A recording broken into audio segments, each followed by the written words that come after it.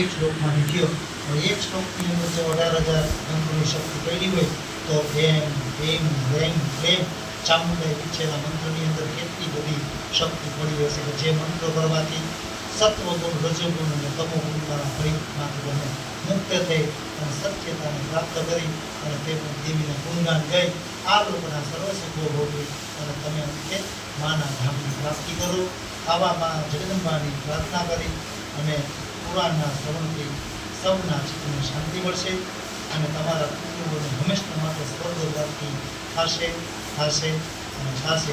કારણ કે દેવી શક્તિ છે ને એ પરાંબા ભગવતીની એક કૃપા દ્રષ્ટિ છે.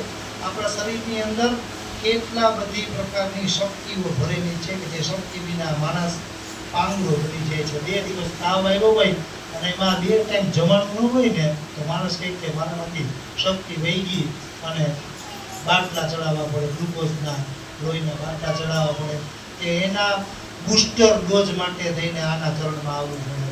હું કહું એમ નહીં, તમારા જીવનની અંદર જે કંઈ પણ બૂસ્ટર ઘટતું હોય ને એ બૂસ્ટરને લેવા માટે આ દેવીના ચરણમાં આવવું જોઈએ. શા માટે? અંબિકે હો અંબિકે જય હો જગદંબિકે.